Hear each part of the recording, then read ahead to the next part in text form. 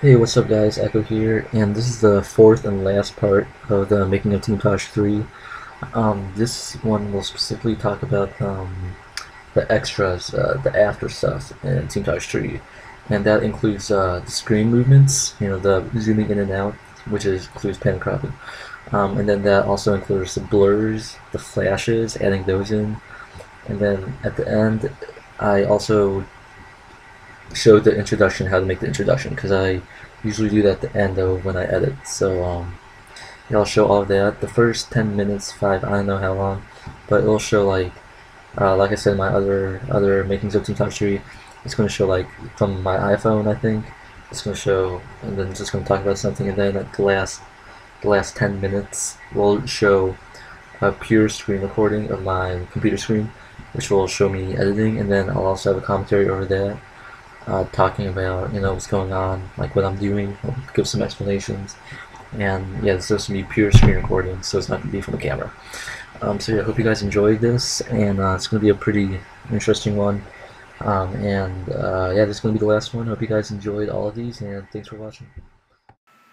Okay, so I converted the whole Teamtage I had with the effects to a WMV file. So because I don't know, to me Sony Vegas doesn't really like MP4 files, so that's why I converted it. So I'm just gonna drag this in anytime now. There we go. And so pretty much what I'm doing now in this last process, yeah, this is pretty much the last process of the Teamtage.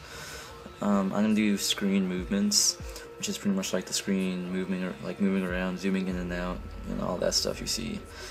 And also some extra effects such as flashes, blurs, anything else. And then I'm just gonna do some more.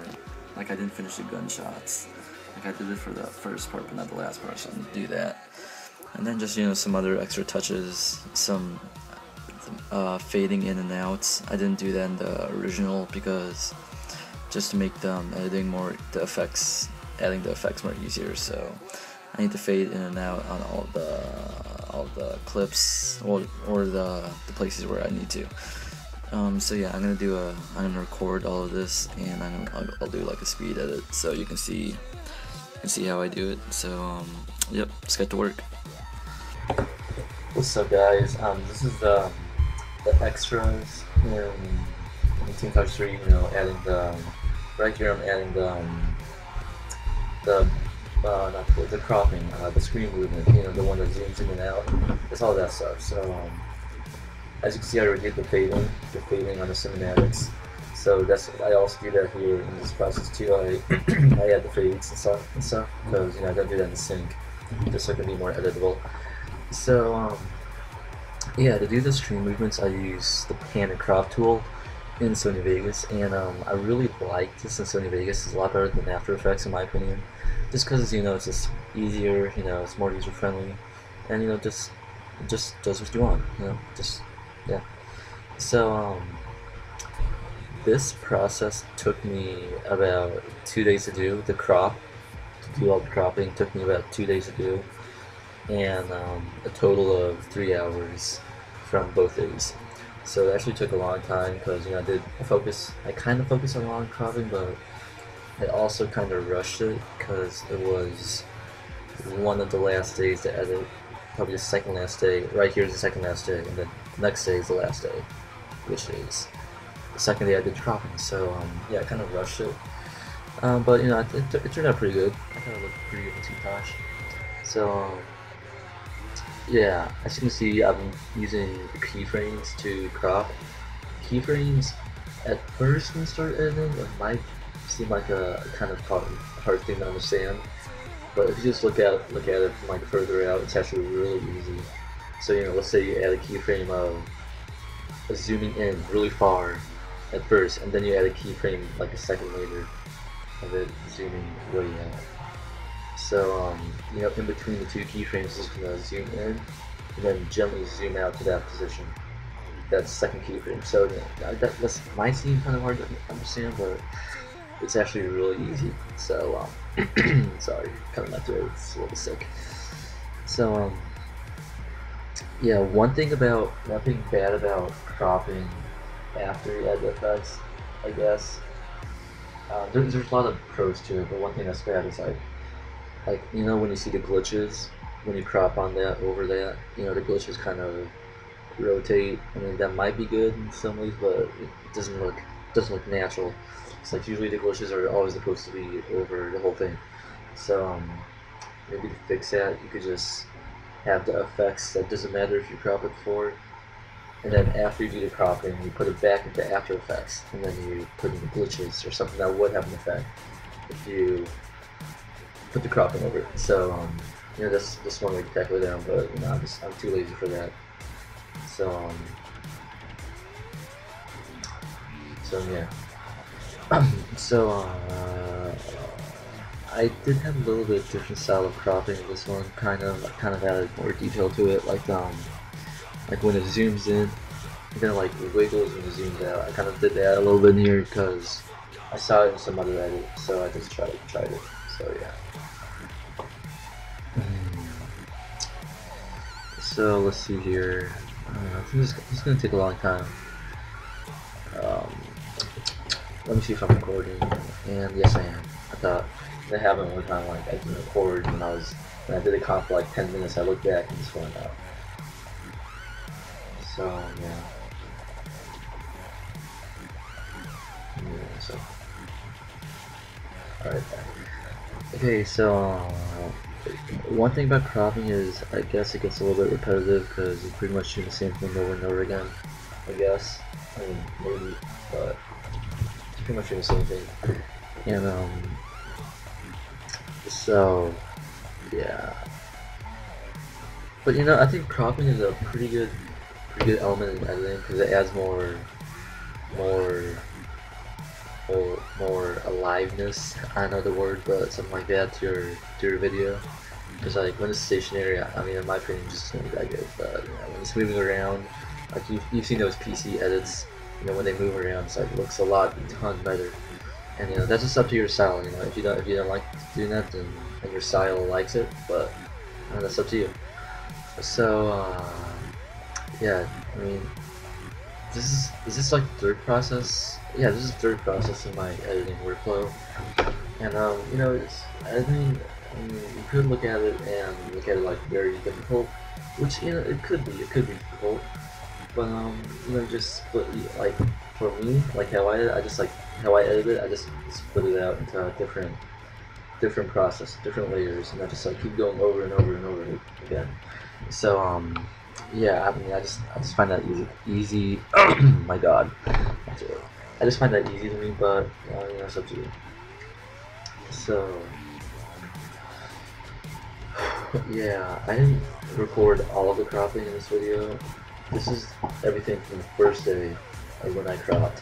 I've been streaming this. This is on the first day. The second day I didn't bother recording because it was the last day I could edit, so I was in a rush. I couldn't because like when I record, you know, it lags and it just goes slower. But yeah, I just wanted to focus on actually getting it done.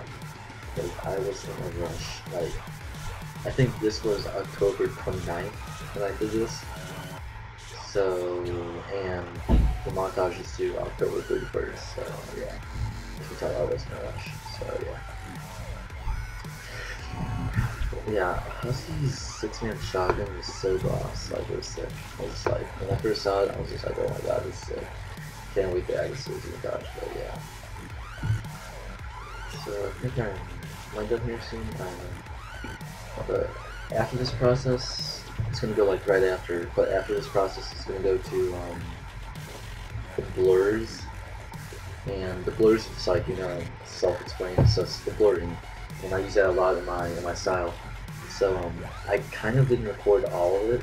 I kind of recorded like the last 1/4 of it, but it went really fast. The blurs, like faster than before. Like it took me maybe 10 minutes to add all the blurs for an 8-minute montage, and I thought I added a lot of blurs in montage, kind of. But yeah, it went really fast. So yeah, in the speed edit of the blurs, it goes just like that. This goes real quick. But you know, I'll make sure. I think it's about to change. I think this is the last clip that I cropped for today. So I'm just So yeah, I really enjoyed the feedback. And actually, I'm just gonna talk about that later. But okay, here's the blurs. As you can see, I use Gaussian blur, and I do the keyframe too. Like I said, like I add a keyframe of the high amount of blur, and then later, like a second later, I put a keyframe of no blur. So it transitions from that high blur to no blur. So it just gets that. Keyframe is actually pretty easy. So if you're into editing keyframes, not a hard topic. So yeah, the blurs are done now. Like I said, just went like that, and now I'm doing the introduction because I usually do the introduction at the end because I don't know, this is how I do it. But I almost actually forgot about doing the introduction. Like when I completed the blurs, I'm just like, yes, I'm done. Like I'm just like when I previewed it, I'm just like something's missing, and it was the introduction, so it was kind of funny. But yeah, now I'm just adding the text. Probably seem familiar, like I said. But yeah, I'm just adding the text, and now I'm going into my iPod, and I'm importing cinematics, and I'm converting cinematics. So yeah, um, now I'm cropping it. You've probably seen this in the other cinematics we edited, but yeah. So yeah, these cinematics took like 5 seconds to record because they didn't require any other thing. I just got my iPhone 4S out, just recorded it. So yeah. So yeah, now I think I'm pretty much done. I think I'm going to render this out soon. Yeah, I hid the text off so I can add effects without the text being affected, if you get that, but yeah. But like when I put well, let me just explain it later, but yeah, now I'm rendering it out, and I'm going to put it into After Effects to add the effects. And yeah, just wait till it's done rendering. Open up After Effects, import it here. And now I think I'm gonna splice a clips just so I can easily know where the cinematics change. So yeah.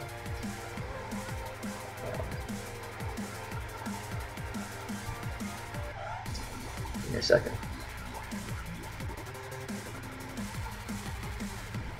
Okay, so yeah, right now I'm just adding the camera tracker. Camera tracker is a good way to solve, like, it's what you do for three-dimensional stuff, it solves camera. What it does is it first finds the pixels and like, give me a second. Let me pause this real quick. Okay, I'm back. So, yeah, sorry about that. So, yeah, the camera tracker is, it tracks the pixels, like how they move, and then when it solves it, it just makes a 3D scene out of it. And then, yeah, pretty much, that's just how I'm going to explain this. So, right now I'm adding the 3D text. So, first off, I just made a plain text, and then I added the Elements 3D, which is the plugin that you use for three-dimensional stuff. So, yeah, I just use a preset for the Teamtage 3 materials or whatever, bevels, I don't know what you want to call it, but yeah. And yeah, I was just freezing a bunch here, but whatever. So yeah, anytime now. So yeah, this introduction took about an hour, maybe, I think. I don't know, an hour, maybe a little bit less, but yeah, it took down there. But yeah, I don't know how it took an hour because this was pretty simple to me. I was just going slow pretty much, but yeah. So right now I'm just adding the three-dimensional rocks that, goes all around the place, and this is how I do it. They have a preset of a fractured floor. Pretty much I enabled multiple objects, then I just scattered them around. Just scatter them, add random rotation, then I just rotate, keyframe the rotating so it can rotate around the Teamtage sheet.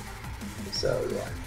But however, there's a problem in this, I don't even know how to say it, but the boxes that's in front, the three-dimensional stuff goes over the boxes because when you camera track it, it doesn't recognize that there's an object right there. Well, I guess it kind of does, but it doesn't like mask it out.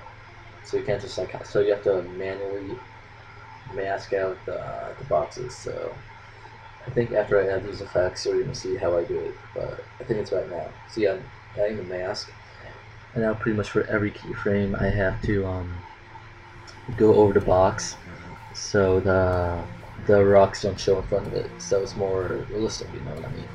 But so this is pretty much like in every montage with 3D or 2D something, you have to mask out. So like for example, when I added the CTK text, I had to mask out that wall, but that was a lot easier than masking out the box because it only had just a wall, it's just a straight line, so it was pretty easy. This one you had like 6 different points that you had to update each keyframe, each frame. So yeah, it was a little bit difficult. I mean, if you look very closely in Team Pouch 3 and you look at the boxes, you might see how the rocks in the box might overlap at some points just because it's not perfect. But you know, that's not noticeable unless you like really pay attention. But yeah, next time you watch it, just look at that in the introduction. So yeah, I'm just keyframing it, and yeah, just updating it, keyframing. You know, everything in editing is about keyframing. So yeah, just everything's about keyframing. You know, editing, just effects involve keyframing, masking, cropping. There's so much keyframing into that. So and keyframe is actually pretty easy to understand. Like I said for the 100th time, so right now I don't know what I'm doing. What am I doing? Shoot, I think I played back here. Let me just go front. But yeah, just give me a second. I'm just lost. Like I'm watching the video right now, and I kind of just like played it back from before. So let me just get to the masking part. Okay, I think it's here. I'm not sure. Okay, so yeah, I'm masking it and just like upping the keyframe. So yeah, and is there anything else I should say? No, that's pretty much it. What I did here. I think I already added the optical flares in this. I use a bunch of optical flares out of the but you know, it's for my style. I like it. So yeah, it's kind of hard to talk for like 15 minutes because I also did the commentaries for the other ones too. So yeah. So after I'm done masking this out, I just render it, add it to Sony Vegas. I show the text. I add the color correction to the introduction, and then that's pretty much it. And then for the whole Team Tosh, I just add motion blur, which like a second to do. You just drag it on, and then I just preview, and that's pretty much it. So I hope you guys like the speed edits and all that stuff. And yeah, see ya.